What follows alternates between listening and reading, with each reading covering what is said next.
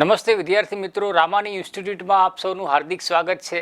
આજે આપણે યુપીએસસીના પ્રશ્નપત્ર 2 અંતર્ગત સુદામા ચરિત્ર મધ્યકાલીન ગુજરાતી સાહિત્યની જે કૃતિ છે એના વિશેનો અભ્યાસ કરીશું।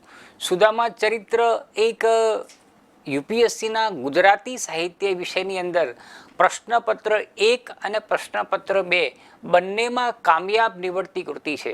મેં જ્યારે યુપીએસસીના ગુજરાતી સાહિત્યના પ્રશ્નપત્ર 1નું અને પ્રશ્નપત્ર 2નું જે અભ્યાસક્રમનું માળખું સમજાયું તો એમાં એક વાક્ય મેં કહ્યું હતું, એક શબ્દ મેં કહ્યું હતું કે ભાઈ યુપીએસસીનો સિલેબસ ગુજરાતી સાહિત્યના સંદર્ભમાં એવો છે કે એમાં પ્રશ્નપત્ર 1 અને પ્રશ્નપત્ર 2 આમ દેખીતી રીતે જોઈએ તો કન્ટેન્ટ બંનેનું અલગ છે, પરંતુ બંને એકબીજા સાથે સંકળાયેલા છે, બંને એકબીજા સાથે ભળેલા આપણને જોવા મળે છે। એમ કહી શકાય છે કે પ્રશ્નપત્ર 1ના જે કેટલાક સર્જકો છે, કેટલી કૃતિઓ જે આપણે ભણવાની છે એ પ્રશ્નપત્ર 2માં ઇન્વોલ્વ છે, અને પ્રશ્નપત્ર 2માં જે વસ્તુ છે એ ઓલરેડી આખું પ્રશ્નપત્ર 1માં સર્જકો અને કૃતિઓ સાથે ઇન્વોલ્વ આપણને, એટલે બંને એકબીજાને સમ્યક ભાવે સામ્યક રૂપે આપણને અહીંયા એક રૂપ થયેલા જોવા મળે છે।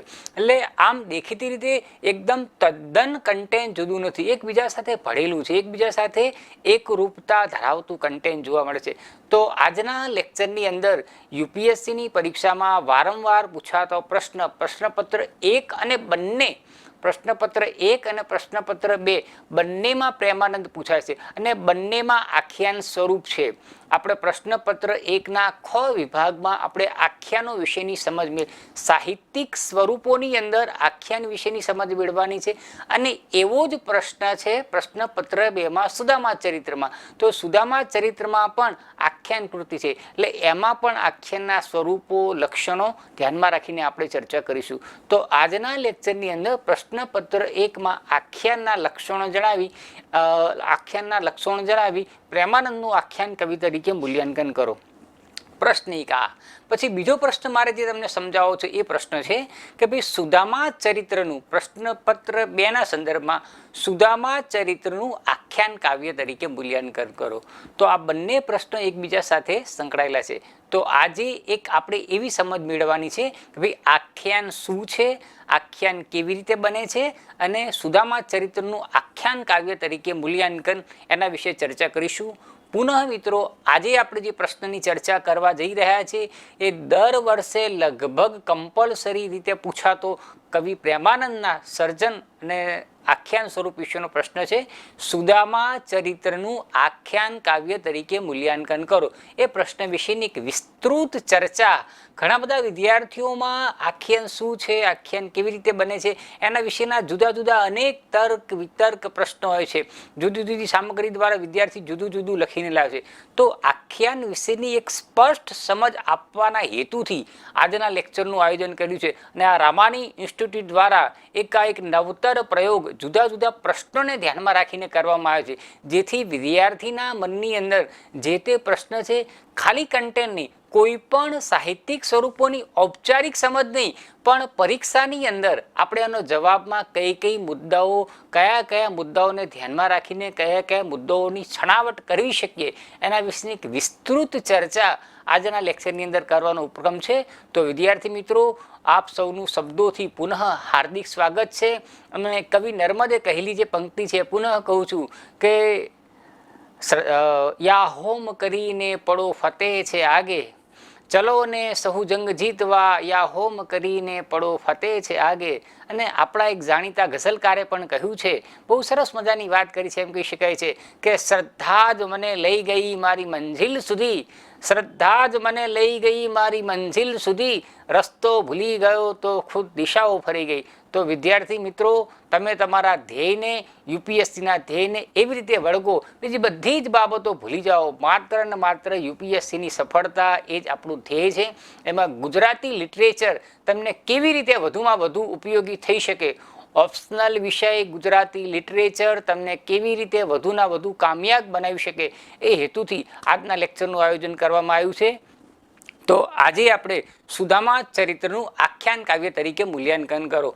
એ પહેલાં સુદામા ચરિત્રના જીવન અને એની કૃતિઓ વિશે થોડીક આંશિક માહિતી આપણે મેળવીએ તો મિત્રો એમ કહી શકાય છે કે ગુજરાતી સાહિત્યની જે શરૂઆત આપણે જોઈએ છીએ, ગુજરાતી સાહિત્ય એમ કહી શકાય છે કે હેમચંદ્રાચાર્યથી પડાવ આવતું આવતું આપણે એમ કહી શકાય છે વર્તમાન સમય સુધી અનેક જુદા જુદા સાહિત્ય સર્જકો દ્વારા, જુદા જુદા કવિ સર્જકો, સમાજ સુધારકો દ્વારા એન કેન પ્રકારે પરિવર્તન પામતું આપણને આવેલું જોવા મળે છે. અને ગુજરાતી સાહિત્ય આજે એક સમૃદ્ધ એયતા અને ગુણવત્તા, એયતાનો અર્થ થાય છે વિશાળ પ્રમાણમાં, અને ગુણવત્તા ખાલી વિશાળતા નથી, જથ્થો નથી, પણ એયતા અને ગુણવત્તા વિશાળતાની દ્રષ્ટિએ પણ સક્ષમ છે અને ગુણવત્તાની દ્રષ્ટિએ પણ સક્ષમ આપણને જોવા મળે છે. તો વિદ્યાર્થી મિત્રો, મારે જે તમારી સમક્ષ અહીંયા ગુજરાતના જે નામાંકિત સર્જકો છે એ પૈકીના આ જે સર્જક છે એ કવિ પ્રેમાનંદ વિશેની વાત મારે આજના લેક્ચરની અંદર તમારી સમક્ષ કરવાની છે. પ્રેમાનંદ એ નરસિંહ એ ગુજરાતના આદિકવિ છે. પ્રેમાનંદ એ ગુજરાતના મહાકવિ છે. અને આવો મહાકવિ ગુજરાત કોઈ પણ સમય કે સમાજ સર્જકને કે વ્યક્તિને ત્યારે જ યાદ કરતું હોય છે કે જ્યારે એ વ્યક્તિએ પોતાનું યોગદાન આપેલું હોય, પોતે સમાજને, પ્રદેશને, રાષ્ટ્રને કંઈક અર્પણ કરેલું હોય, તો જ એ રાષ્ટ્ર, સમાજ વ્યક્તિને અર્પણ કરતું હોય છે. તો કવિ પ્રેમાનંદ પણ ગુજરાતી ભાષા માટે કંઈક અર્પણ કર્યું છે. એણે પોતે એક પ્રતિજ્ઞા લીધી હતી કે જ્યારે ગુજરાતી ભાષા હેમચંદ્રાચાર્યથી અપભ્રંશમાંથી છૂટી પડીને ધીરે ધીરે ગુજરાતી તરફની શિશુ અવસ્થા તરફ આગળ જાય છે, તો હેમચંદ્રાચાર્યના સમયમાં અપભ્રંશ ભાષા હતી. અપભ્રંશ પછી ધીરે ધીરે ધીરે એના લેખન અને ઉચ્ચારણમાં પરિવર્તન આવતા આવતા નરસિંહથી શુદ્ધ ગુજરાતી બનશે. પછી પ્રેમાનંદ, અને પ્રેમાનંદ પછી જે એમ કહી શકાય છે કે કવિ પ્રેમાનંદ આવે છે, એ પ્રેમાનંદથી ગુજરાતી ભાષા એક સ્પષ્ટ ગુજરાતી બનતી આપણને જોવા મળશે. ગુજરાતી શબ્દ, ગુજરાત શબ્દ આપણે સૌ બોલીએ છીએ, પણ એ પહેલા ગુજરાત કે ગુજરાતી શબ્દ હતો નહીં. માત્ર ને માત્ર ગુર્જર, ગુર્જરતાહ એવો શબ્દ બોલવામાં આવતો હતો. પણ કવિ પ્રેમાનંદ પોતાના દસમ સ્કંદ આખ્યાનમાં એવું કહે છે કે બાંધું નાદ દમણ હું ગુજરાતી ભાખા, બાંધું નાદ દમણ હું ગુજરાતી ભાખા. એ ભાષા શબ્દ પણ નથી બોલતો, ગુજરાતી ભાખા કહે છે. અને એ રીતે ગુજરાત પ્રદેશને ને ગુજરાતી ભાષાને ગુજરાતી એવું નામાભિધાન આપવાનું જો કોઈએ મહત્વનું સ્ટેપ લીધું હોય, કોઈએ મહત્વનું કાર્ય કર્યું હોય તો એ કવિ પ્રેમાનંદ છે. તો ગુજરાતી શબ્દનો દાતા પણ કવિ પ્રેમાનંદ આપણને જોવા મળે છે. અને એણે ગુજરાતી ભાષાના વિકાસ માટે એવું કહેવામાં આવે છે કે જુદા જુદા પ્રાંતોની ભાષા હતી, જુદા જુદા પ્રાંતોની ભાષાનું સાહિત્ય ગુજરાતી ભાષા કરતાં ઉત્કૃષ્ટ હતું. એટલે એક એવી લોકવાયકા હતી કે ભાઈ અઠી ગઠી કા અઠિયાના, અઠી ગઠી કા અઠિયાના, ઇકડમ તિકડમ કા બારાના, ગુજરાતીના સુસા પૈસા ચાર. ગુજરાતીના ભાષાની મૂલ્ય સુસા પૈસા ચાર એટલે નજીવી કિંમતની હતી. આ બાબતથી પ્રેમાનંદને ઘણું માઠું લાગે છે અને પોતે પ્રતિજ્ઞા કરે છે કે જ્યાં સુધી ગુજરાતી ભાષા અન્ય ભાષાની સમોવડી નહીં બને, જ્યાં સુધી ગુજરાતી ભાષા અન્ય ભાષાની સમોવડી નહીં બને ત્યાં સુધી માથે પાઘડી પહેરીશ નહીં. અને કવિ પ્રેમાનંદે માથે પાઘડી નહીં પહેરવાની પ્રતિજ્ઞા લીધી હતી. અને ગુજરાતી ભાષાને સૌથી ઊંચી કક્ષાએ લઈ જવાનું કામ જો કોઈ ગુજરાતના સર્જકોએ કર્યું હોય તો એ કવિ પ્રેમાનંદ આપે છે. અને એના મધ્યકાળના બહુ જ જાણીતા સ્વરૂપ, આખ્યાન સ્વરૂપને ધ્યાનમાં રાખીને, જેમ અત્યારે એમ કહી શકીએ કે નવલકથા, નાટક ને ટૂંકી વાર્તા બહુ જાણીતું સાહિત્ય સ્વરૂપ છે, તો મધ્યકાળની અંદર આખ્યાને લોક મનોરંજનનું સાધન હતું, લોક સંસ્કૃતિનું સાધન હતું, ધાર્મિક જાગૃતિનું સાધન હતું. આવા મહત્વના સાહિત્ય સ્વરૂપ દ્વારા કવિ પ્રેમાનંદે ગુજરાતી ભાષાની આખ્યાન સ્વરૂપો દ્વારા ઉત્તમ સમજ આપેલી આપણને જોવા મળે છે. માત્ર કૃતિઓ રચી નથી દીધી, પણ આખ્યાનનું જે ફોર્મેટ છે, એનું જે બંધારણ છે, એના જે લક્ષણો છે, એ લક્ષણોને ધ્યાનમાં રાખીને કવિ પ્રેમાનંદે મહત્વની ચર્ચા કરેલી છે. તો વિદ્યાર્થી મિત્રો, કવિ પ્રેમાનંદનો જે જન્મ છે એમ કહી શકાય છે કે મધ્ય ગુજરાતના વડોદરા શહેરમાં થયો હતો. અને એ પોતાના આખ્યાનની શરૂઆતમાં કહે છે કે વીર ક્ષેત્રે વડોદરું ગુજરાત મધ્યે ગામ, વીર ક્ષેત્રે વડોદરું ગુજરાત મધ્યે ગામ, ભટ્ટ પ્રેમાનંદ તે તેનું નામ. એટલે આ રીતે પોતાના આખ્યાનની શરૂઆત આપે છે. પોતે ક્યાંનો વતની હતો એનો પોતે કવિ પરિચયમાં ખ્યાલ આપે છે. અને ગુજરાતી ભાષામાં એમ કહી શકાય છે રામાયણ ઉપર આધારિત, મહાભારત ઉપર આધારિત, પુરાણ ઉપર આધારિત, જુદા જુદા ધાર્મિક ગ્રંથો ઉપર આધારિત કે કોઈ પૌરાણિક પાત્ર ઉપર આધારિત પોતાની આખ્યાનની કૃતિઓ રચતા આપણને જોવા મળે છે. તો આજના લેક્ચરનો વિદ્યાર્થી મિત્રો મારો જે ઉપક્રમ છે પ્રેમાનંદના જીવન અને સાહિત્ય વિશે તમે બધા જાણતા હશો, એ બાબતને હું બાજુ પર મૂકી આપણું યુપીએસસીનું જે ટાર્ગેટ છે, યુપીએસસીનું જે મહત્વની વસ્તુ રહેલી છે કે ભાઈ સુદામા ચરિત્રનું આખ્યાન કાવ્ય તરીકે મૂલ્યાંકન કરો, એ તરફ આપણે આગળ જઈશું. તો પ્રશ્ન આપણો છે સુદામા ચરિત્રનું આખ્યાન કાવ્ય તરીકે મૂલ્યાંકન કરો. એના પ્રશ્નના જવાબમાં આપણે શું લખી શકીએ, કેવી રીતે કયા કયા મુદ્દાઓ આપણા જવાબમાં આવવા જોઈએ, એ વસ્તુનું એક આન્સર રૂપે હું તમારી સમક્ષ અહીંયા રજૂ કરી રહ્યો છું. તો વિદ્યાર્થી મિત્રો, આ કવિ પ્રેમાનંદની કૃતિ છે અને પ્રેમાનંદની જે કૃતિ છે સુદામા ચરિત્ર વિશેનો આપણે અભ્યાસ કર્યો છે. તો બે વસ્તુને ધ્યાનમાં રાખવાનું છે. તો એક પ્રશ્ન એવો છે કે ભાઈ આખ્યાન કાવ્યના લક્ષણો જણાવી પ્રેમાનંદનું આખ્યાન કાવ્ય તરીકે મૂલ્યાંકન કરો, અથવા બીજો પ્રશ્ન એ રીતે આપણે મૂકી શકીએ ભાઈ સુદામા ચરિત્રનું આખ્યાન કાવ્ય તરીકે મૂલ્યાંકન કરો. તો આવા એક ઉત્તમ ગુજરાતી ભાષાના મહાકવિને આપણે વંદન કરીને જે ગુજરાતી ભાષાની એને સેવા કરી છે એને પણ આપણે બિરદાવીને અને એ જ ગુજરાતી સમાજને, ગુજરાતના વિદ્યાર્થીઓને ને યુપીએસસીના તૈયારી કરતા વિદ્યાર્થીઓને વધુને વધુ શબ્દની શક્તિ આ મહાકવિ આપે એવી અભિલાષા સહ આપણે એની જ કૃતિના આધારે પૂછાયેલા પ્રશ્નોની ચર્ચા કરીશું. ગુજરાતનો આ મહાકવિ છે, ગુજરાતી શબ્દ આપનાર સૌ પહેલો કોઈ વ્યક્તિ હોય તો કવિ પ્રેમાનંદ છે. માથે પાઘડી નહીં પહેરવાની પોતે પ્રતિજ્ઞા લીધી છે એમ કહી શકાય છે, અને ગુજરાતી ભાષાને અન્ય ભાષાની સમોવડી પોતાની આખ્યાન કૃતિઓ માટે આપતો આપણને જોવા મળે છે. અને વ્યક્તિમાં કંઈક જોમ હોય, કંઈક નવું કરવાની ધગસ હોય તો ગમે એવા અવરોધો આવે, ગમે એવી અડચણો આવે, એ અડચણો પણ એને કંઈ જ નડતી નથી એમ કહી શકાય, અને પોતાના ધ્યેયને પાર કરતો આપણને જોવા મળે છે. તો વિદ્યાર્થી મિત્રો, ગુજરાતી સાહિત્ય યુપીએસસીનો વૈકલ્પિક વિષય ગુજરાતી સાહિત્ય. ગુજરાતી સાહિત્યની અંદર પ્રશ્નપત્ર 2 ની અંદર જે કૃતિ વિશે જે આપણે ચર્ચા કરવાની છે એ સુદામા ચરિત્રની વાત કરી છે. આમ તો હું પ્રશ્ન એવું કે સુદામા ચરિત્રનું વિષય વસ્તુ જણાવો અને એના વિશે નોંધ લખો. તો સુદામા ચરિત્રનું કથા વસ્તુ તો આપણે બધા જાણીએ છીએ, પરંતુ એને અભિવ્યક્ત જવાબમાં કેવી રીતે કરવું, કેવા શબ્દોમાં કરવી, કેવી મર્યાદામાં રહીને કરવું, એ આપણા માટે ખૂબ જ અગત્યનું બનતું હોય છે. એટલે સુદામા ચરિત્રનું કન્ટેન્ટ આપણે અહીંયા કહેવું નથી. તમે બધા જ જાણો છો કે સુદામા અને કૃષ્ણ બંને મિત્રો તો બાળ સખા હતા એમ કહી શકાય છે. પણ એટલું મિત્રો ધ્યાન રાખજો, સુદામા કૃષ્ણના મિત્ર છે એવો ઉલ્લેખ પુરાણમાં નથી થયો. સુદામા કૃષ્ણના મિત્ર છે એવો ઉલ્લેખ ભાગવતમાં નથી થયો. ભાગવતમાં કૃષ્ણસ્ય સિત સખા, કૃષ્ણ સુદામાના મિત્ર હતા. કોણ? સુદામા કૃષ્ણના મિત્ર હતા એવો ઉલ્લેખ નથી, પણ કૃષ્ણ સુદામાના મિત્ર, કૃષ્ણસ્ય ચિત સખા, કૃષ્ણ સુદામાના મિત્ર હતા. એવી ઉત્તમતા, એક પાત્રની ઉદારતા, ભવ્યતા પુરાણ શાસ્ત્રકારોએ પણ આપેલી આપણને જોવા મળે છે. તો અહીંયા પ્રશ્ન 1ની આપણે ચર્ચા કરવી છે, સુદામા ચરિત્રનું આખ્યાન કાવ્ય તરીકે મૂલ્યાંકન કરો.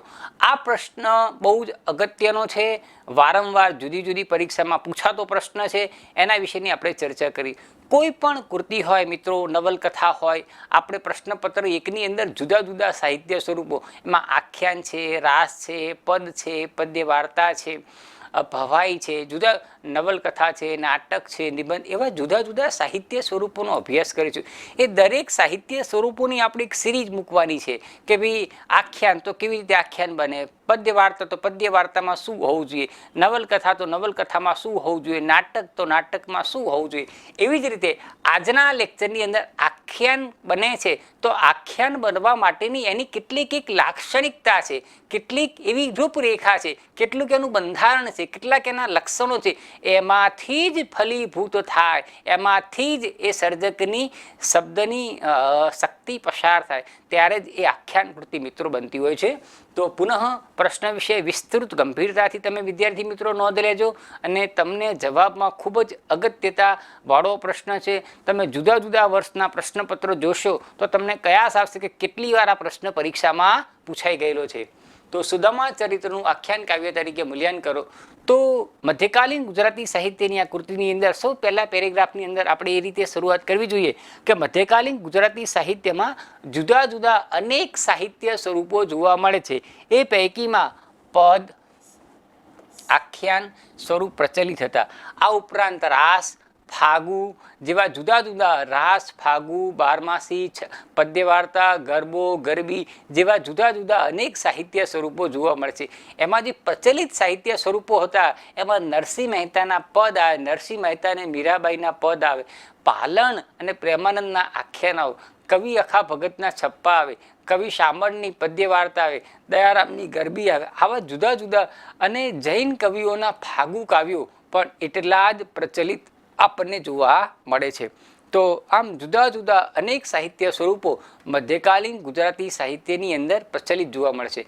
પરંતુ એમાં સૌથી વધુ જો કોઈ શ્રેય અને લોકપ્રિય સાહિત્ય સ્વરૂપ હોય તો એ મધ્યકાળનું આખ્યાન સ્વરૂપ એ સૌથી વધુ ને વધુ લોકપ્રિય સાહિત્ય સ્વરૂપ આપણને જોવા મળે છે. તો નરસિંહ મહેતા એ સૌ પહેલી વાર પોતે આખ્યાન રચવાની શરૂઆત કરી હતી. નરસિંહ મહેતાએ સૌ પ્રથમ આખ્યાન રચવાની શરૂઆત કરી હતી.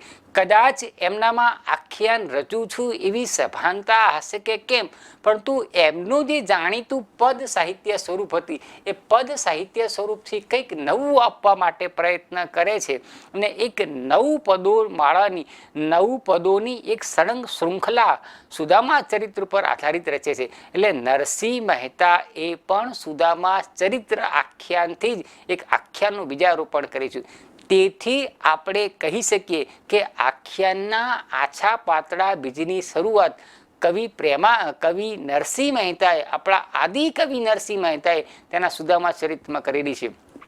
ત્યાર પછી કવિ ભાલણ એક સંસ્કૃતનો જ્ઞાતા હતો, વિદ્વાન માણસ હતો, વ્યાકરણ સ્વરૂપ સાહિત્યનો અભ્યાસુ હતો અને એણે મહાકાવ્યમાંથી કે ખંડકાવ્યમાંથી જુદા જુદા સ્વરૂપો તારવીને ગુજરાતી ભાષાના આખ્યાનના આછું પાતળું જે સ્વરૂપ હતું એને સ્પષ્ટ આખ્યાન રૂપમાં બાંધે છે. તેથી કવિ ભાલણને આખ્યાનના પિતા તરીકે ઓળખવામાં આવે છે. એટલે કે નરસિંહ મહેતાથી ચાલ્યા આવતા પ્રકારને કવિ ભાલણ સ્પષ્ટ આકાર આપે છે, સ્પષ્ટ રૂપ આપે છે અને તેથી તેને આખ્યાનના જનક તરીકે પણ ઓળખવામાં આવે છે. તો કવિ ભાલણ આખ્યાનમાં શું હોવું જોઈએ એની સ્પષ્ટ રૂપરેખા, આકૃતિ એક આપણા ગુજરાતી સમાજ સમક્ષ મૂકી આપે છે. પરંતુ કવિ પ્રેમાનંદ છે એમણે સૌથી સારા આખ્યાનો રચ્યા છે, સૌથી વધારે પ્રમાણમાં આખ્યાનો રચ્યા છે અને એમને એમ નહીં પણ કવિ પ્રેમાનંદે જે આખ્યાનના લક્ષણો બાંધી આપ્યા છે એ આખ્યાનના લક્ષણોમાં રહીને પોતાના આખ્યાનો રચેલા આપણને જોવા મળે છે. તો કવિ પ્રેમાનંદ આખ્યાનના સ્વરૂપને લક્ષણો પ્રમાણે આખ્યાન રચીને પ્રચલિત કરે છે અને તેથી જ મિત્રો કવિ પ્રેમાનંદને મહાકવિ તો કહેવામાં આવે જ છે ગુજરાતી ભાષાની ઉત્કૃષ્ટ સેવા કરવા બદલ, પરંતુ આખ્યાન શિરોમણી પણ કહેવામાં આવે છે. આખ્યાન શિરોમણી એટલા માટે કહેવામાં આવે છે કે તેણે સૌથી વધુ પ્રમાણમાં, સૌથી સારા પ્રમાણમાં આખ્યાનો, ક્વોલિટી બેઝ આખ્યાનો રચ્યા છે, માટે એને આખ્યાન શિરોમણી તરીકે પણ ઓળખવામાં આવે છે. આખ્યાન કૃતિના ચોક્કસ લક્ષણો છે તે કવિ પ્રેમાનંદે તેમના સુદામા ચરિત્રમાં વર્ણવ્યા છે. તેમના જે સુદામા ચરિત્ર નામની કૃતિ છે એને સંપૂર્ણપણે અનુસરેલા આપણને જોવા મળે છે અને તેથી જ સુદામા ચરિત્રની આખ્યાન કૃતિની રચના કરી છે. એમને ઘણા બધા આખ્યાનો રચ્યા છે. એમ કહી શકાય છે કે રામાયણ ઉપર આધારિત છે, મહાભારત ઉપર આધારિત છે, ઉપરાંત પુરાણો ઉપર આધારિત છે. દાખલા તરીકે કુંવરબાઈનું મામેરું, સુદામા ચરિત્ર, નળાખ્યાન, સુધન્વા આખ્યાન, રણયજ્ઞ, ઓખાહરણ, ઉષાહરણ, જુદા જુદા અનેક, પછી ચંદ્રહાસ આખ્યાન, ઉત્તમ આખ્યાનોની રચના કરી છે અને એમાં સુદામા ચરિત્ર છે, નળાખ્યાન છે, કુંવરબાઈનું મામેરું છે, ચંદ્રહાસ આખ્યાન એ ઉચ્ચતમ કોટીના આખ્યાનો આપણને જોવા મળે છે. તો સંપૂર્ણપણે જે આખ્યાનના લક્ષણો છે એને ધ્યાનમાં રાખીને કવિ પ્રેમાનંદે આખ્યાન કૃતિઓની રચના કરેલી આપણને જોવા મળે છે. આખ્યાનના જે સ્વરૂપો કે લક્ષણોને અનુરૂપ સુદામા ચરિત્રની રચના થયેલી છે, માટે આપણે એમ કહી શકીએ કે સુદામા ચરિત્ર એ ઉત્તમ આખ્યાન કૃતિ છે. તો અહીંયા મિત્રો આપણે કવિ પ્રેમાનંદના જીવન, કવન અને આખ્યાન સ્વરૂપ કેવી રીતે અસ્તિત્વમાં આવ્યું એના વિશેની આપણે માહિતી મેળવી. પરંતુ આખ્યાનમાં શું હોવું જોઈએ તો જ એને આખ્યાન કૃતિ કહી શકીએ. તો આખ્યાનને પણ પોતાના લક્ષણો છે, તો એના લક્ષણો આપણને આ રીતે જોવા મળે છે, એમ કહી શકાય છે. તો કવિ ભાલણે આખ્યાનના મુખ્યત્વે બે લક્ષણો વિભાજિત કરેલા આપણને જોવા મળે છે. છે. તો આખ્યાનનું જે પહેલું લક્ષણ છે એને આપણે એમ કહી શકાય છે, આને આંતરિક લક્ષણ આને બાહ્ય લક્ષણ કહેવામાં આવે છે. બે લક્ષણોમાં એને વિભાજિત કરેલું છે, બાહ્ય લક્ષણ અને ત્રીજું લક્ષણ આપણને જોવા મળે છે આંતરિક લક્ષણ કહેવામાં આવે છે એમ કહી શકાય છે. આખ્યાન એના મુખ્ય બે લક્ષણોમાં વિભાજિત છે. પહેલું લક્ષણ છે આંતરિક લક્ષણ, બીજું લક્ષણ છે બાહ્ય લક્ષણ. આમ આપણે કહી શકીએ કે બાહ્ય સ્વરૂપથી જ આપણે એને, એટલે પહેલું આવે છે બાહ્ય લક્ષણ અને બીજું આવે છે આંતરિક લક્ષણ આપણને અહીંયા વ્યક્ત થતું જોવા મળે છે. તો આખ્યાન પોતાના બે લક્ષણોમાં વિભાજિત જોવા મળે છે. પહેલું લક્ષણ છે બાહ્ય લક્ષણ અને બીજું લક્ષણ છે આંતરિક લક્ષણ. હવે બાહ્ય લક્ષણોમાં શું આવે એ દરેક કૃતિની અંદર આપણને વિદ્યાર્થી મિત્રો જોવા મળે, એના ફોર્મમાં બંધાયેલું છે. બાહ્ય લક્ષણ એ આખ્યાનની આકૃતિને સ્પષ્ટ કરે છે. તો શું આવે છે બાહ્ય લક્ષણમાં?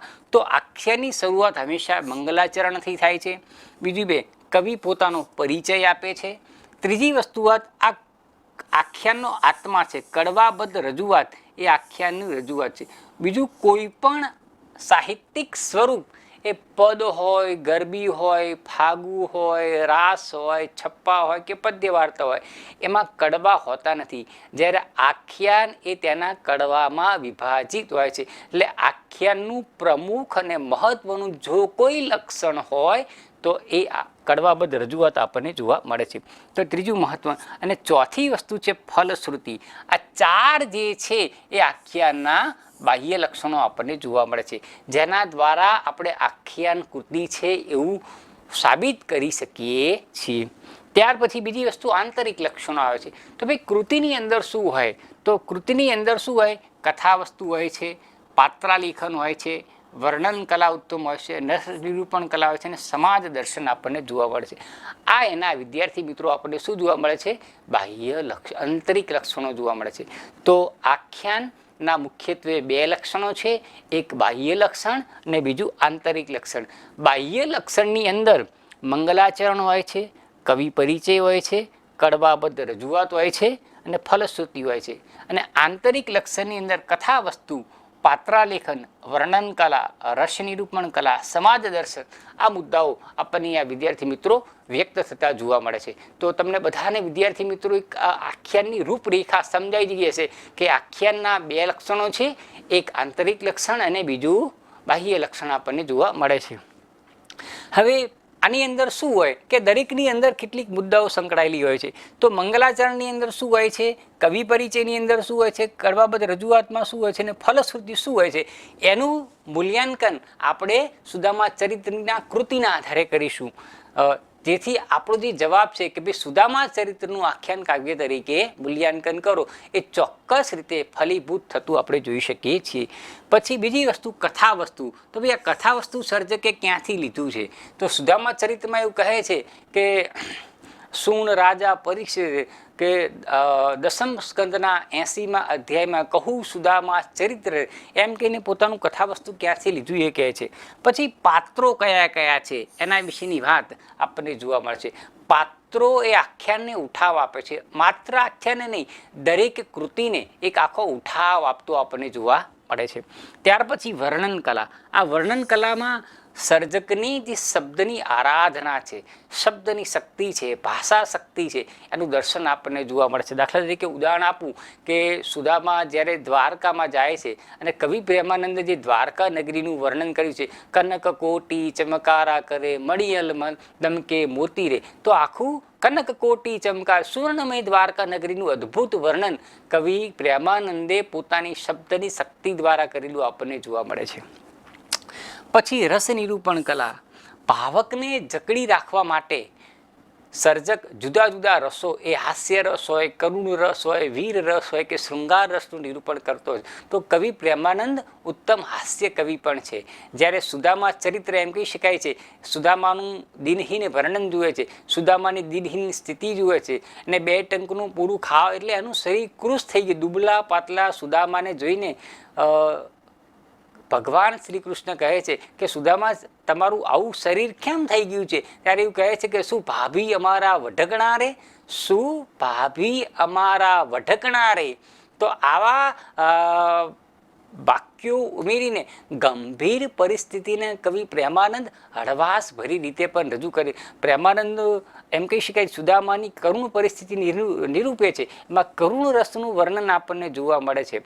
પણ જ્યારે કેટલીક વાર આવી હાસ્ય રસની છોડો પણ કવિ પ્રેમાનંદ વર્ણન કરતો આપણને જોવા મળે છે. તેથી એવું કહેવામાં આવ્યું છે કે ભાઈ રસ નિરૂપણની કળામાં પ્રેમાનંદના પેગડામાં કોઈ પગ મૂકી શકે તેમ નથી. એ ત્યારે હાસ્ય રસ, કરુણ રસ, વીર રસ એક રસમાંથી બીજા રસમાં સરકી જાય છે. એનો લેશ માત્ર પણ આપણને ખબર પડતી નથી. પછી સમાજ દર્શન. તો ભાઈ સમાજ દર્શન ખૂબ જ અગત્યની વસ્તુ છે. કોઈ પણ કૃતિ એના સમાજનું નિરૂપણ થયેલું હોય છે. કોઈ પણ કૃતિની અંદર તેના સમાજનું આલેખન હોય છે. સમાજની નિરૂપણ, સમાજની પ્રતિબિંબ આપણને જોવા મળે છે. એટલે એવું કહેવાય સાહિત્ય એ સમાજનું દર્પણ છે. તો એ સમયની અંદર જે કંઈ માન્યતાઓ તો શુકન, અપશુકન, મહેમાન આવવાની માન્યતાઓ, એક જગ્યાએથી બીજી જગ્યાએ આપવા લેવાની જે રીત રિવાજ રસમો હતી એ બધી જ બાબતો એમ કહી શકાય છે જે તે કૃતિની અંદર વ્યક્ત થતી જોવા મળે છે. તો કવિ પ્રેમાનંદે પણ સુદામા ચરિત્રની અંદર એક આખું એ સમાજનું ચિત્ર દોરેલું આપણને જોવા મળે છે. સમાજ નિરૂપણ પણ કરેલું જોવા મળે છે. તો આ એના મિત્રો આંતરિક લક્ષણો આપણને જોવા મળે છે. ત્યાર પછી આપણે જોઈએ કે ભાઈ કવિ કોઈ પણ કૃતિ છે એની શરૂઆત મંગલાચરણથી કરે છે. પછી કવિ પરિચય આપે છે, તો કડવાબદ્ધ રજૂઆત કરે છે, ફલશ્રુતિ છે. આ દરેક વિશે તમારે બે ચાર લાઈન નોંધ તમે કરતા જાઓ એટલે તમારો આખો એક પ્રશ્ન સુશ્લિષ્ટ રીતે તૈયાર થઈ જાય. અને પરીક્ષાની અંદર યુપીએસસીમાં જે વારંવાર પૂછાય છે કે ભાઈ સુદામા ચરિત્રનું આખ્યાન કાવ્ય તરીકે મૂલ્યાંકન કરો. આ તો મિત્રો એક બેઝિક આંશિક સમજ આપી તમને કે ભાઈ સુદામા ચરિત્રના લક્ષણો, આખ્યાન કૃતિના લક્ષણો જણાવો. તો બે મુખ્ય લક્ષણો છે, એક બાહ્ય લક્ષણ અને આંતરિક લક્ષણ. હવે આ બધા વિશે તમારે બે ચાર લાઈન નોંધ કરતા જાઓ એટલે તમારો કમ્પ્લીટ જવાબ 150 થી 200 શબ્દોની અંદર તૈયાર થશે. હવે એના વિશે આપણે થોડીક ઊંડાણપૂર્વક ચર્ચા કરીએ કે ભાઈ મંગલાચરણમાં શું હોય, કવિ પરિચયમાં શું હોય, કડવામાં શું હોય, ફલશ્રુતિમાં શું હોય, કથા વસ્તુમાં શું હોય, પાત્રાલેખનમાં કઈ બાબતો ધ્યાનમાં રાખવી જોઈએ, વર્ણન કલામાં કવિની પ્રતિભા કેવી રીતે રજૂ થાય છે, રસ નિરૂપણ કલા ક્યાં જોવા મળે છે, સમાજ દર્શન ક્યાં જોવા મળે છે, એટલી બાબતો આપણે સુદામા ચરિત્રના આધારે તેનું મૂલ્યાંકન કરીશું. તો હવે સુદામા ચરિત્રમાં આ બાબત ક્યાં ઉલ્લેખાય છે એના વિશેની આપણે ચર્ચા કરીશું. તો બાહ્ય લક્ષણની અંદર સૌ પહેલા બાહ્ય લક્ષણ આપણે જોઈએ.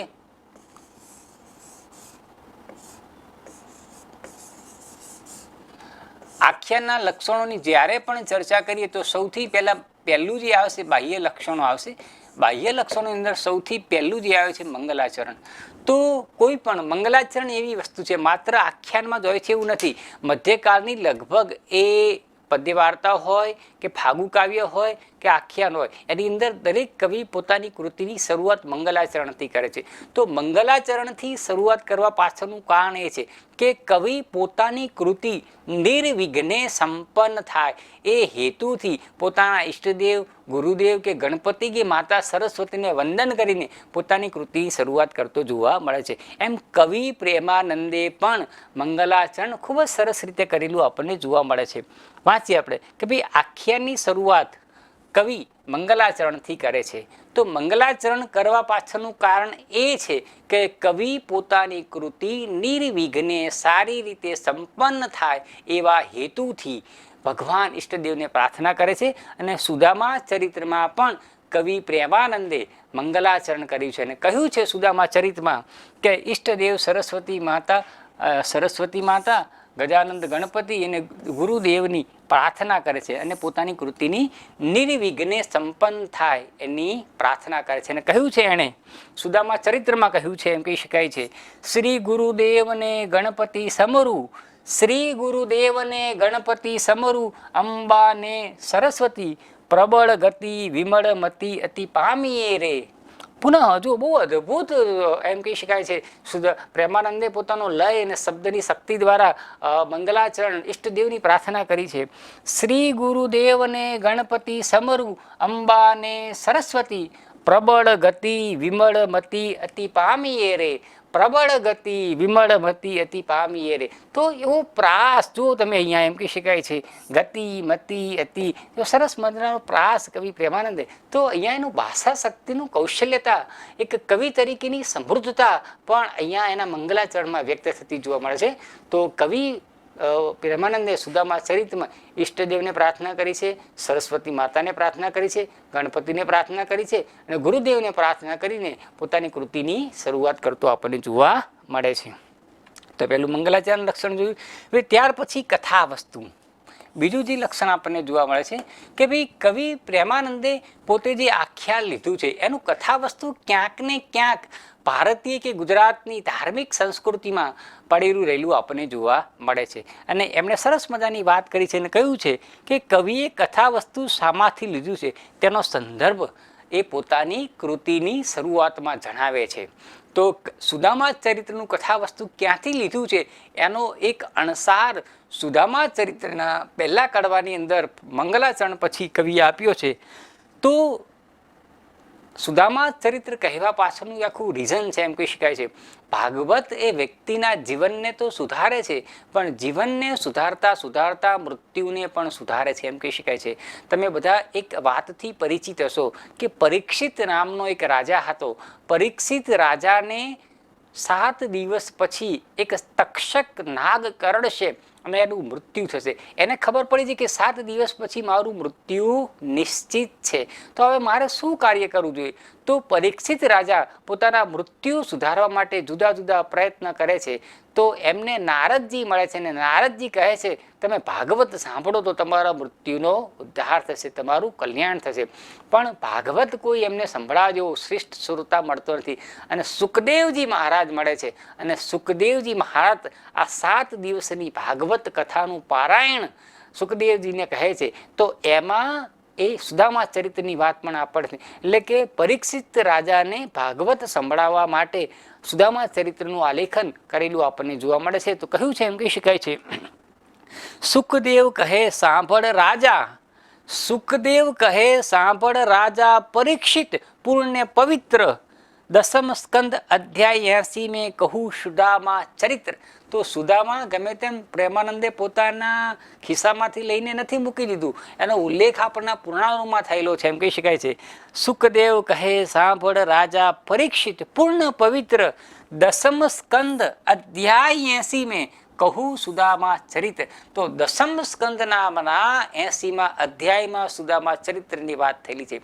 તો પોતે જે પણ કૃતિ લીધી છે એનો ઉલ્લેખ ક્યાંથી લીધો છે, ક્યાંથી લીધું છે એનો એક સંદર્ભ જે તે કવિ કે સર્જક આપતો આપણને જોવા મળશે. તો પ્રેમાનંદ કોઈ અધ્ધરતાલ વાત પોતાની આખ્યાન કૃતિમાં નથી કરતો, પણ જે પુરાણોમાંથી નાનકડો અંશ લે છે અને પોતાની કવિ પ્રતિભા દ્વારા, શબ્દની શક્તિ દ્વારા, ભાષા શબ્દ દ્વારા લોક સમાજ સમક્ષ આબેહૂબ રસ મનોરંજનની રીતે મૂકી આપતો આપણને જોવા મળે છે. તો સુદામા ચરિત્રનું કથાવસ્તુ 10મ સ્કંદના 80મા અધ્યાયમાંથી સુખદેવજી પરીક્ષિતને સંભાળવા માટે કહે એમાંથી આ કથાવસ્તુ લીધેલું આપણને જોવા મળે છે.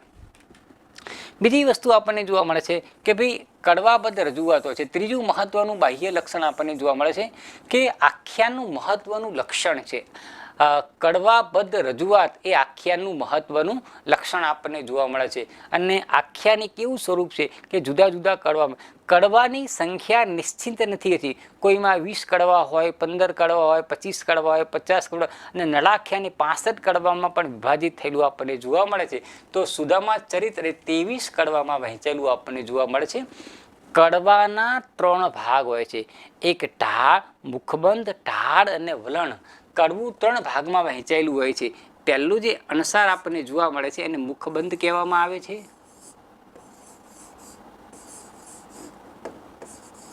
બીજો જે ભાગ છે એને ઢાળ કહેવામાં આવે છે અને ત્રીજી જે વલણ કહેવામાં આવે છે. તો આ 3 પાસાઓમાં કડવું વિભાજિત હોય છે. તો કડવામાં લગભગ કોઈ કડવાની અંદર 25 પંક્તિ હોય, 50 પંક્તિ હોય કે 10-15 પંક્તિ પર, એમાં કડવાની કોઈ પંક્તિની મર્યાદા છે ને 25 પંક્તિમાં જ કડવું હોય. કડવાની સંખ્યા કડવામાં નિરૂપિત પંક્તિની સંખ્યા કોઈ નિશ્ચિત હોય, પણ એમાં શરૂઆતની જે બે પંક્તિ હોય છે એને મુખબંધ કહેવામાં આવે છે. એમાં પોતે આ કડવાની અંદર કઈ બાબત રજૂ કરવાનો છે એનો ઉલ્લેખ આ મુખબંધમાં કરે છે. પછી જે પ્રસંગ કે ઘટનાનું નિરૂપણ સૌથી વધારે કોઈ ભાગ રોકતું હોય તો એ ઢાળ આપણને જોવા મળે છે. ઢાળમાં મુખ્યત્વે કડવું રહે. અને ત્રીજા વલણની અંદર પણ છેલ્લે 2 કે 4 લાઈનની અંદર વલણ આપણને જોવા મળે છે. તો એમાં પ્રથમ 2 પંક્તિની અંદર કડવા જે છે એનું સમાપન કરે છે, અને હવે પછી કડવામાં નેક્સ્ટ કડવાની અંદર હવે પછીના કડવાની અંદર કઈ વાત આવશે એનો આછો અણસાર આપતો. તો આમ કડવાબદ્ધ રજૂઆત એ આખ્યાનનું મૂળભૂત લક્ષણ છે. અને કડવું 3 ભાગમાં વિભાજિત હોય છે: મુખબંધ, ઢાળ અને વલણ. આ ત્રણેયની એક આખી રૂપરેખા હોય છે, અને એ રીતે કડવાની રજૂઆત થતી આપણને જોવા મળે છે. અને છેલ્લે જે વસ્તુ આપણને જોવા મળે છે, ચોથું અને મહત્વનું લક્ષણ જોવાનું છે, કવિ પરિચય.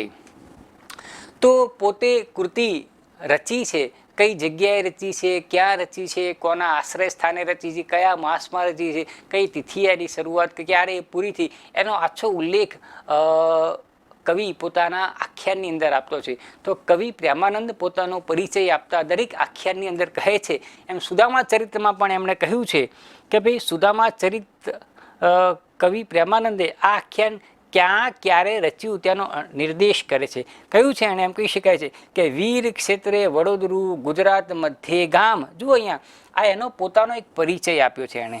વીર ક્ષેત્રે વડોદરું ગુજરાત મધ્યે ગામ. ભટ્ટ પ્રેમાનંદ તે તેહનું નામ રે. ભટ્ટ પ્રેમાનંદ તે તેહનું નામ રે. એ રીતે પોતાનો કવિ પરિચય આપે છે.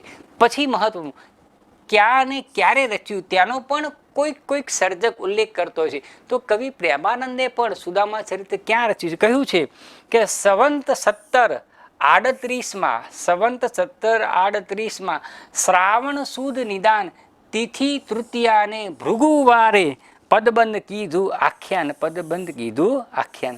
તો આ વસ્તુ પોતે કઈ જગ્યાએ કે 1737ની અંદર શ્રાવણ માસની તિથિને ભૃગુવાર એટલે કે બુધવારે આ પોતાનું આખ્યાન કીધું.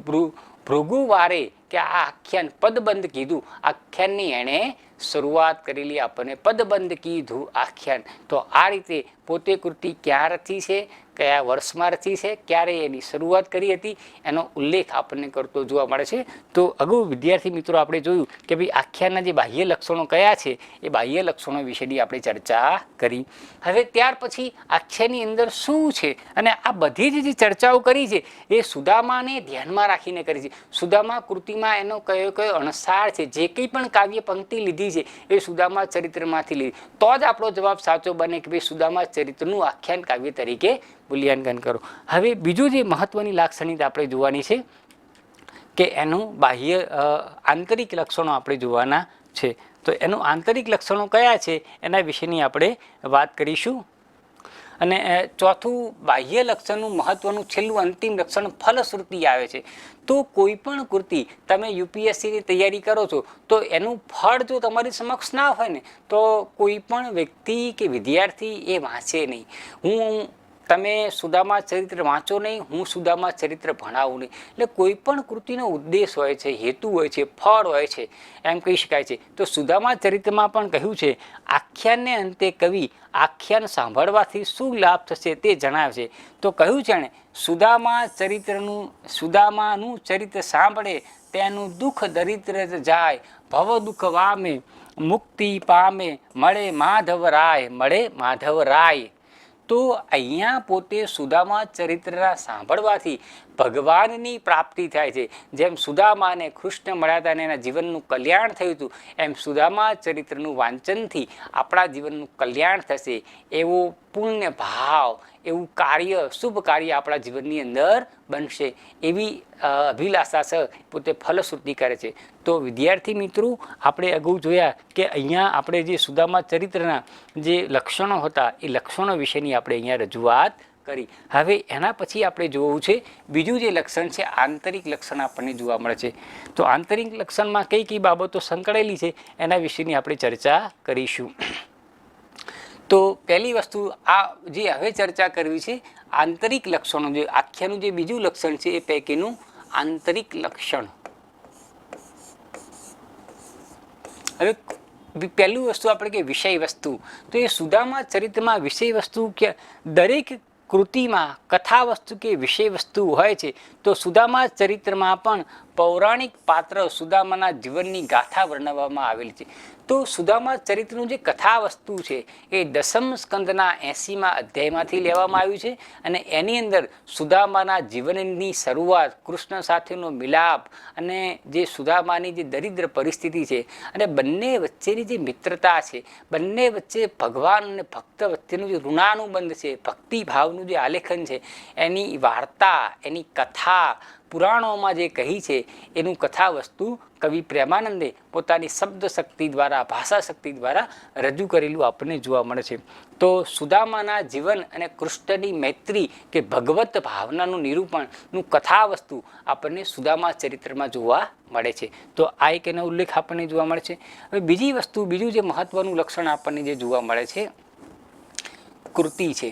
કોઈ પણ કૃતિ હોય એ આધુનિક યુગ, સુધારક યુગની હોય, પંડિત યુગની હોય કે મધ્યકાલીન ગુજરાતી સાહિત્યની, તો દરેકે કૃતિ હોય એમાં રાસ હોય, ફાગુ હોય કે કોઈ પણ પદ્ય વાર્તા, એમાં પાત્રો આવતા હોય છે. પાત્ર વિહીન કૃતિ હોઈ શકતી નથી. તો સુદામા ચરિત્ર અને આખ્યાનમાં પણ સર્જક જુદા જુદા પાત્રોનો ઉલ્લેખ કરતો હોય છે. તો કવિ પ્રેમાનંદે તેના સુદામા ચરિત્રની કૃતિની અંદર મહત્વના 3 પાત્રોનું આલેખન કર્યું છે. એક સુદામા પોતે છે, બીજા કૃષ્ણ ભગવાન છે અને ત્રીજા છે સુદામાના પત્ની. આ 3 મુખ્ય પાત્રો આપણને જોવા મળશે. આ ઉપરાંત જાદવ સ્ત્રીઓ, દ્વારકા શહેરના નગરજનો, આ ઉપરાંત સુદામાની પાડોશમાં રહેતી એક બ્રાહ્મણ સ્ત્રી, સુદામાના બાળકો, આના અને દ્વારપાળો, આ ગૌણ પાત્રોના તાણાવાણા સાથે પાત્રાલેખન ઉચિત રીતે કવિ પ્રેમાનંદે કરેલું આપણને જોવા મળે છે. તો જો સુદામા ચરિત્રનું પણ કવિ પ્રેમાનંદે સુંદર રીતે પાત્રાલેખન કરેલું છે. પાત્રો એ કૃતિનું અને આખ્યાનું મહત્વનું ઘટક છે. વસ્તુના સંયોજન સાથે પાત્રલેખન સારી રીતે કરેલું છે કે પાત્રલેખન માત્ર સારા સારા પાત્રો, સારા સારા નામો આપી દેવાની, પણ પ્રસંગ ઘટનાનું સંયોજન પણ પાત્રના સંવાદો દ્વારા થવું જોઈએ. અને પાત્રોના રસ પ્રમાણે, પ્રસંગ પ્રમાણે, ઘટના પ્રમાણે ખાલી નામાભિધાન રજૂ કરી દેવાથી પાત્રલેખન થઈ જતું નહીં, પણ ઘટના બાબતોને ધ્યાનમાં રાખીને, પ્રસંગોને ધ્યાનમાં રાખીને, કથા વસ્તુને ધ્યાનમાં રાખીને, બે પાત્રો વચ્ચેના સંવાદોમાં એક સર્જકની ભાષા શક્તિનું દર્શન થવું જોઈએ. તો એ ભાષા શક્તિનું દર્શન પાત્રને ઉઠાવ આપતું હોય છે. તો અહીં કવિ પ્રેમાનંદે પોતાની ભાષા શક્તિ દ્વારા કૃષ્ણ ભગવાનનું, સુદામા ચરિત્રનું, સુદામાના પત્નીનું, દ્વારકાના દ્વારપાળોનું, અષ્ટપટરાણીનું અને સુદામાના બાળકોનું અને પાડોશી જે સ્ત્રી છે કે જેની પાસેથી એ 4 મુઠ્ઠી પૌવા લઈને આવે છે, એનું અદ્ભુત પાત્રાલેખન, ટૂંકા પાત્રો પણ સુસ્પષ્ટ અને સરળ પ્રસંગને અનુરૂપ પાત્રાલેખન કવિ પ્રેમાનંદે સુદામા ચરિત્રમાં કરેલું જોવા મળે છે. જેમાં કવિત્વ શક્તિનું નિરૂપણ આપણને જોવા મળે છે. જો અહીંયા મેં લખ્યું છે પાડોશ સ્ત્રી વગેરે પાત્રો એમ કહી શકાય છે. તો અહીંયા સુદામા મહત્વના પાત્ર છે. સુદામાની પત્નીનું નામ છે સુશીલા, એ પણ મહત્વનું પાત્ર છે. અહીંયા કૃષ્ણ શબ્દ છે. અષ્ટપટરાણી જે કૃષ્ણ ભગવાનની 8 પટરાણી હતી એમ કહી શકાય છે. રૂક્ષ્મણીજીથી જાંબુવતીજી, જુદા જુદા જે પાત્રો જે છે એનો ઉલ્લેખ છે. પાડોશી સ્ત્રીનું પણ સુદામાના બાળકો અને જે દ્વારપાળો છે એ દ્વારપાળો સુદામાની જે રજૂઆત કૃષ્ણ ભગવાન પાસે કહે છે કે આપને કોઈ બ્રાહ્મણ મળવા માટે આવ્યો છે અને કહે છે સુદામા છે, પોતાનું નામ કહે છે. અને જ્યારે સુદામા શબ્દ સાંભળે છે અને ભગવાન જે દોટ મૂકે છે, સાંભળ્યો નાઠો રે એમ કહી શકાય છે, મને બાળપણની પ્રીતિ સાંભળે રે. તો અદ્ભુત વર્ણન કવિ પ્રેમાનંદે આવા પાત્રોના ઉઠાવ આપવા માટે પણ કરેલું આપણને જોવા મળે છે. વગેરે પાત્રના ભાવો પ્રેમાનંદે ખાલી નામાભિધાનથી પાત્ર લેખનની, પાત્રના ભાવોને કવિ સરસ રીતે સુપ્રેરે વર્ણવેલા છે એમ કહી શકાય છે. પાત્રના મનોભાવો પણ સારી રીતે રજૂ છે. સુદામા જ્યારે દ્વારકા જાય છે ત્યારે એના ચિત્તમાં ચાલતું મનોમંથન, કૃષ્ણ ભગવાનને જોઈ છે ત્યારે પોતે એમ કહી શકાય ભગવાન તો 32 જાતના ભોજન જમનારો માણસ, આ મારા સૂકા પૌવા શું ખાશે? એટલે પોતે જે પૌવાની પોટલી લઈને આવે છે, સંતાડે છે, અને એમાં જે સુદામાનું જે મનના ભાવો છે અદ્ભુત. ભૂખ્યા રહેલા બાળકો પિતાજીને કહે છે કે પિતાજી લાવજો એવું રે જે ભૂખ કાયમ નહીં રહે. એટલે ભૂખ્યા ટળવળતા બાળકોના મનોભાવો પણ કવિ પ્રેમાનંદે ઉત્તમ રીતે રજૂ કરેલા છે. એટલે મારે કહેવાનો અર્થ એક જ છે કે માત્ર પાત્રોના નામાભિધાન આપી દેવાથી પાત્ર લેખન થઈ જતું નથી, પણ કવિ કે સર્જક પોતાની શબ્દ દ્વારા પાત્રના મનોભાવો શબ્દ દ્વારા ઉચિત રીતે રજૂ કરેલા છે. તો કવિ પ્રેમાનંદે માત્ર સુદામા નામાભિધાન, કૃષ્ણ નામાભિધાન નથી કરતા, પરંતુ પાત્રના મનોભાવોને પોતાની શબ્દ શક્તિ દ્વારા સુંદર રીતે રજૂ કરેલું પાત્ર લેખન આપણને અહીંયા વ્યક્ત થતું જોવા મળે છે. તો એની પાત્ર નિરૂપણ કલા પણ આખી કૃતિને ઉઠાવ આપતી હોય છે. એની અનુભૂતિ આપણને સુદામાના પાત્ર લેખનમાં વ્યક્ત થતી જોવા મળે છે. એની પાત્ર લેખનની કળા પણ આપણને સુદામામાં પણ વ્યક્ત થતી જોવા મળે છે એમ કહી શકાય છે. તો સહજ મહત્વની બાબત આપણે હવે એના પછીનું જે પાત્ર લેખન પછીનો જે મુદ્દો આપણે જોવાનો છે એ મહત્વનો છે. કથાવસ્તુ હોય છે, ત્યાર પછી પાત્ર લેખન હોય છે, અને પાત્ર લેખન પછી આવે છે રસ નિરૂપણ કલા. કોઈ પણ સર્જક કોઈ પણ કૃતિ હોય એમાં પોતાનું રસ નિરૂપણ કલા કરે છે. જો કૃતિની અંદર રસ ન હોય તો એ કૃતિ મન ભાવન બનતી નથી. તો કવિ પ્રેમાનંદે પણ એક એને ધાર્મિક સમજ આપ્યું છે, લોક મનોરંજનનું કાર્ય કરવું છે, પણ લોક મનોરંજનને ટકાવવા માટે એ જુદા જુદા રસોનું નિરૂપણ કરે છે. તો કવિ પ્રેમાનંદે સુદામા ચરિત્રમાં પણ સુદામા ચરિત્રનો મુખ્ય રસ કરુણ છે. આ ઉપરાંત હાસ્ય રસનું પણ એને અદ્ભુત અને શાંત રસ ભક્તિ રસનું પણ એને ઉચિત આલેખન કરેલું આપણને જોવા મળે છે. તો જોઈએ મિત્રો, એમ કહી શકાય છે કે આખ્યાનના અંતરંગ લક્ષણમાં કથાવસ્તુ પાત્ર લેખનની સાથે સાથે રસ નિરૂપણ એક મહત્વની બાબત આપણને જોવા મળે છે. મહત્વનું લક્ષણ છે. સુદામા ચરિત્રમાં શાંત, કરુણ અને હાસ્ય રસનું નિરૂપણ પણ થયેલું જોવા મળે છે. અને કવિ પ્રેમાનંદે રસ નિરૂપણ કળામાં તેઓ પાવરતા છે. ભાવકના મનને જકડી રાખે છે. આજે આપણે કોઈ ફિલ્મ જોવા જોઈએ તો 3 કલાક ક્યારે બેસી રહીએ, આપણને સારી લાગે તો બેસી રહીએ. તો એ સમયની અંદર જન મનોરંજનના હેતુથી કવિ રાત્રિના સમયે કવિ પ્રેમાનંદ માંડ ભટ્ટ લઈને બેસતો, આખું ગામ ભેગું થઈ જાય. તારે તો કોઈ સાઉન્ડ સિસ્ટમ નથી, પોતાના કંઠ દ્વારા પોતાના અવાજ દ્વારા આખા લોકોને આકર્ષવા માટે સુંદર નવતર પ્રયોગ કવિ પ્રેમાનંદે કરેલો આપે. એટલે મનોરંજનના હેતુથી ધાર્મિક ભાવ સંસ્કૃતિને જાગૃત અને ટકાવી રાખવાનું કામ કવિ પ્રેમાનંદે કરેલું છે. તો એ સુદામા ચરિત્ર હોય, પાત્ર લેખન હોય, સુદામાનું પાત્ર હોય કે આધ્યાત્મિક કે પૌરાણિક કથા હોય, પરંતુ એને ટકાવી રાખવા માટે વિવિધ રસનું નિરૂપણ કર્યું છે. અને એ સુદામા ચરિત્ર આખ્યાનમાં સૌથી વધારે એમ કહી શકાય શાંત રસ છે, કરુણ રસ છે, અને હાસ્ય રસનું પણ આપણને નિરૂપણ જોવા મળે છે. જ્યારે કરુણ રસનું આલેખન આપણને શાંત રસ એટલે ભક્તિ ભાવે શરૂઆત થાય છે. અને સુદામાની જે દિનહીન સ્થિતિ છે, 2 ટાઈમ બાળકો અને પત્નીને પૂરતું ખાવા મળતું નથી, અન્ન ખાવા મળતું નથી, પહેરવા વસ્ત્ર મળતા નથી, ઘરની ભૌતિક સુવિધા તો બાજુ પર રહી એમ કહી શકાય છે. તો આવી દિનહીન પરિસ્થિતિનું વર્ણનમાં એક કરુણ રસની છોડ કવિ પ્રેમાનંદ રજૂ કરતો આપણને જોવા મળે છે એમ કહી શકાય છે. એની પત્નીની વ્યથા, બાળકોની વ્યથાના નિરૂપણમાં એમ કહી શકાય છે. સુદામાની દિનહીન વ્યથામાં કરુણ રસનું આલેખન આપણી આંખોમાંથી આંસુ વહેવાઈ શકે એવું વર્ણન એને કરેલું છે. અને આ ઉપરાંત જો કરુણ રસ જ કહે તો ભાવકો બધા ભક્તિસભર બની જાય, રડવા મળે. એટલે ક્યારેક ક્યારેક એ હાસ્ય રસની છોડો પણ ઉઠાવે છે. તો હાસ્ય રસનું પણ વર્ણન અહીંયા આપણને કરેલું જોવા મળે છે. તો સુદામા ચરિત્રની અંદર એમ કહી શકાય શાંત રસ, કરુણ રસ અને હાસ્ય રસનું નિરૂપણ કરે છે. અને રસ નિરૂપણ કલામાં એવું કહેવામાં આવ્યું છે કે પ્રેમાનંદ રસ નિરૂપણ કલાની અંદર પાવરદા છે. એટલે ક્યારેક પરીક્ષામાં પ્રશ્ન પૂછાય કે આ વાક્ય કોણે કહ્યું છે, તો સુધારક યુગના એક જાણીતા વિવેચક નવલરામ નામના વિવેચકે કહ્યું છે કે રસનિરૂપણની કલામાં પ્રેમાનંદના પેગડામાં કોઈ પગ મૂકી શકે તેમ નથી. એ ધારે ત્યારે હસાવે, ત્યારે ત્યારે હાસ્યરસ, કરુણ રસ, વીર રસ, શૃંગાર એક રસમાંથી બીજા રસમાં સરકી જાય તેનો લેશ માત્ર પણ અણસાર આવતો નથી. તો કવિ પ્રેમાનંદે ઉચિત રીતે એમ કહી શકાય છે કે રસ નિરૂપણનું અને રસ નિરૂપણમાં પણ મનના ભાવો, પ્રસંગો, ઘટના અને મનના ભાવો પ્રમાણે રસ નિરૂપણ થયેલું આપણને જોવા મળે છે. તો આ બાબત મહત્વની ધ્યાનમાં આવે છે. અને એના પછીનું મહત્વનું લક્ષણ આવે છે વર્ણન કલા.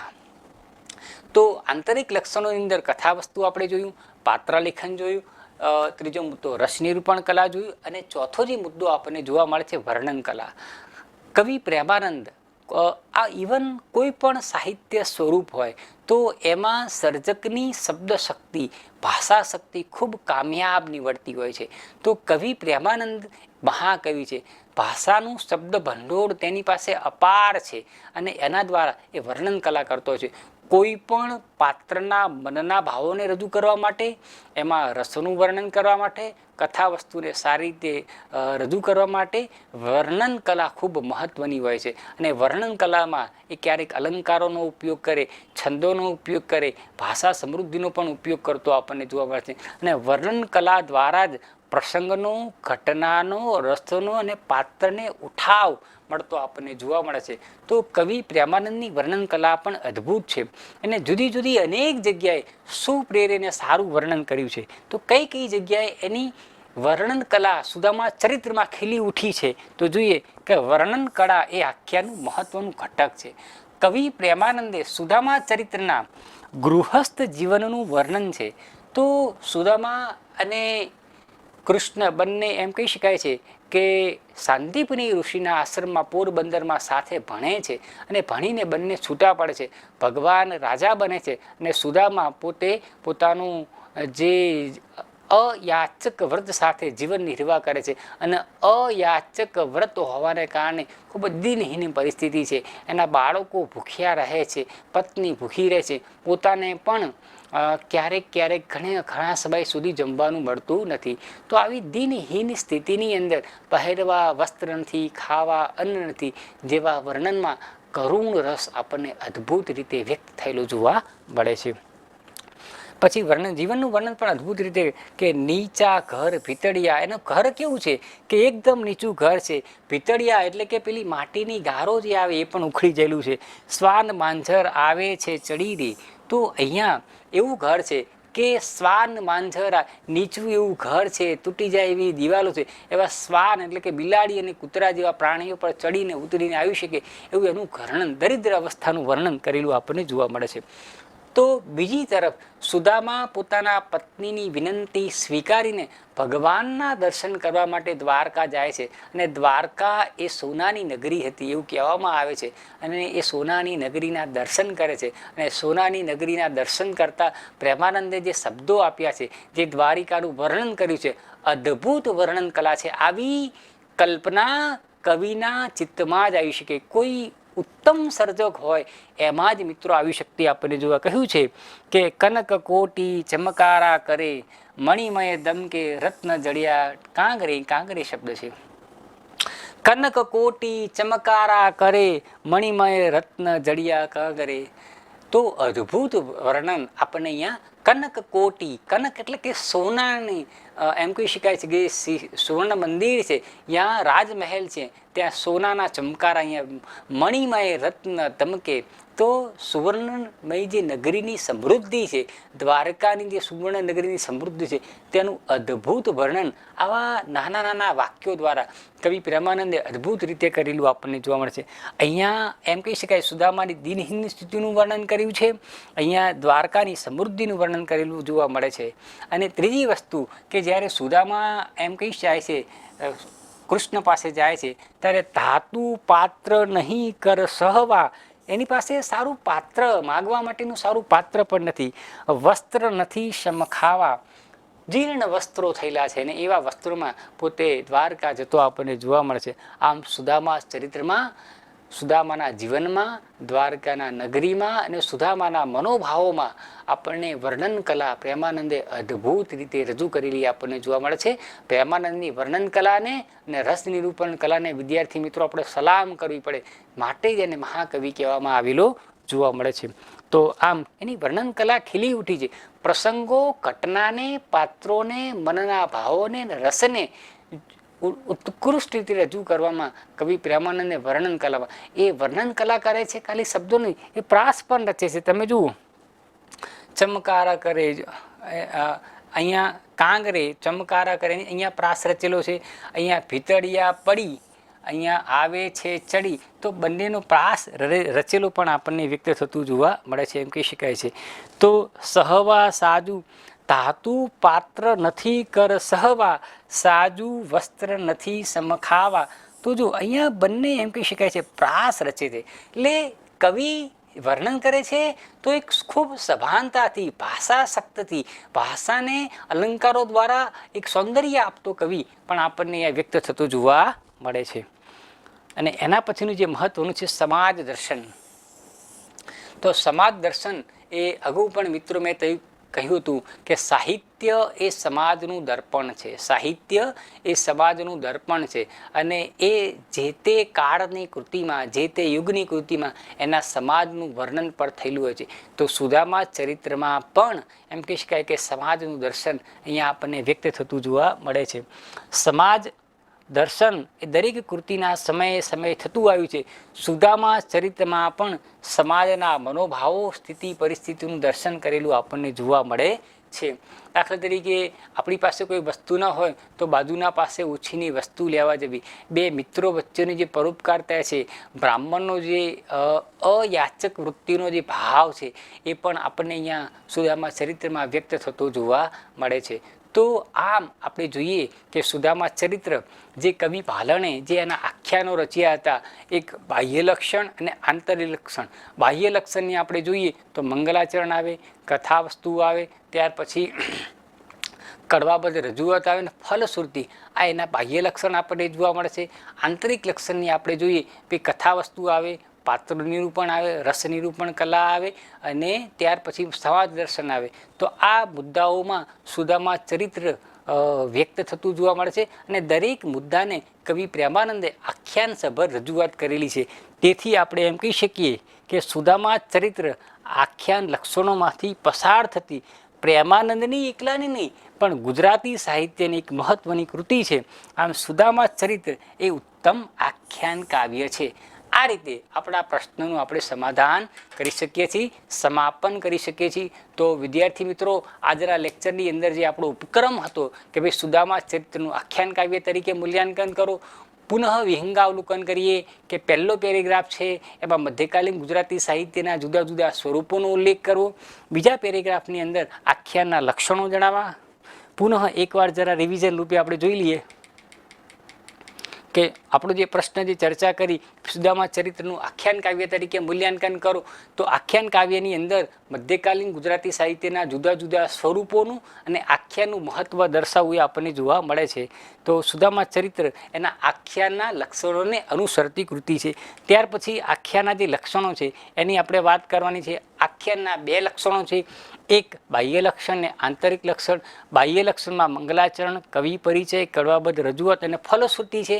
જ્યારે આંતરિક લક્ષણની અંદર કથા વસ્તુ, પાત્રાલેખન, વર્ણન કલા, રસ નિરૂપણ કલા અને સમાજ દર્શન એ આખ્યાનના મુખ્ય લક્ષણો છે. અને ત્યાર પછી આ દરેક બાબતોનું બે ચાર લાઈન તમારે નોંધ કરતા જવાનું છે. તો એના પછી આપણે જોયું કે મંગલાચરણ કેવી રીતે કરે છે. તો સુદામા ચરિત્રમાં પણ કવિ પ્રેમાનંદે મંગલાચરણ કર્યું છે અને કહ્યું છે કે શ્રી ગુરુદેવને ગણપતિ સમરુ અંબા ને સરસ્વતી પ્રબળ ગતિ વિમળ મતિ અતિ પામીએ રે. આ રીતે પોતાના આખ્યાનની શરૂઆત સુદામા ચરિત્રની કરેલી જોવા મળે છે. કથા વસ્તુ શામાંથી લીધી છે એનો નિર્દેશ પણ આપે છે. સુખદેવ કહે સાંભળ રાજા, પરીક્ષિત પૂર્ણ પવિત્ર, દસમ સ્કંદ અધ્યાય 80 મેં કહું સુદામા ચરિત્ર. તો આવી બાબતોનો ઉલ્લેખ પણ આપણે કરવો જોઈએ. અને ત્યાર પછી કડવાબદ્ધ રજૂઆત, આખ્યાનનું મહત્વનું લક્ષણ છે કડવાબદ્ધ રજૂઆત. તો આખ્યાન એ કડવામાં વહેંચાયેલું જોવા મળે છે. ત્યાર પછી કવિ પરિચય, કવિ પોતે ક્યારે કઈ જગ્યાએ આખ્યાનની શરૂઆત કરી છે એનો ઉલ્લેખ પણ આપણે અહીંયા સુદામા ચરિત્રના આધારે કરેલો છે. અને ફલશ્રુતિ આ આખ્યાન સાંભળવાથી આપણને શું લાભ થશે, ફાયદો થશે એનો પણ ઉલ્લેખ કર્યો છે.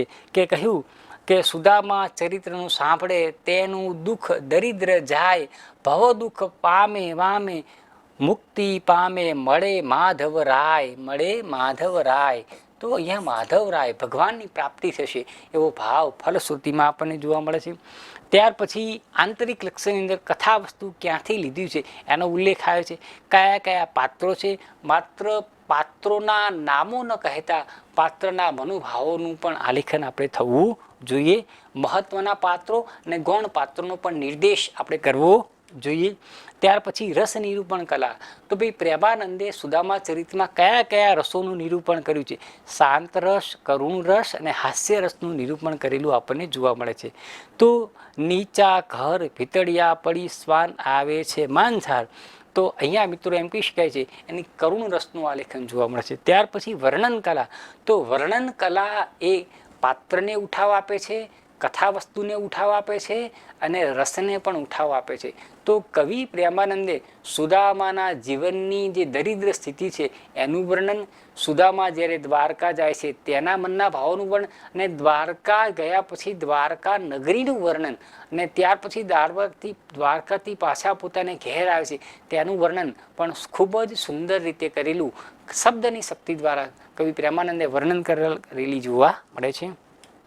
અને છેલ્લે કોઈ પણ કૃતિ હોય, કોઈ પણ કાળની કૃતિ હોય એમાં સમાજનું દર્શન હોય છે. એમ સુદામા ચરિત્રમાં પણ એ સમયના જે નીતિ નિયમો રિવાજોનું વર્ણન કવિ પ્રેમાનંદે કરેલું આપણને જોવા મળે છે. આમ વિદ્યાર્થી મિત્રો આપણે એમ કહીએ કે આખ્યાનના જે મુખ્ય લક્ષણો છે આંતરિક લક્ષણ અને બાહ્ય લક્ષણ, અને બાહ્ય લક્ષણના જે લક્ષણો છે તે અને આંતરિક લક્ષણના જે કઈ કઈ બાબતો સમાવેશ થવી જોઈએ એને ધ્યાનમાં રાખીને કવિ પ્રેમાનંદે આખ્યાનની ઉત્તમ રીતે રજૂઆત કરી છે. અને બધા લક્ષણોમાંથી સુદામા ચરિત્ર પસાર થાય છે અને ઉત્કૃષ્ટ રીતે પસાર થાય છે. તેથી આપણે કહી શકીએ કે સુદામા ચરિત્ર એ માત્ર પ્રેમાનંદની, માત્ર મધ્યકાલીન ગુજરાતી સાહિત્ય નહીં પણ ગુજરાતી સાહિત્ય અને ભારતીય સાહિત્યની એક ઉત્તમ કૃતિ છે. આખ્યાન કૃતિ એ મહત્વની કૃતિ આપણને જોવા મળે છે.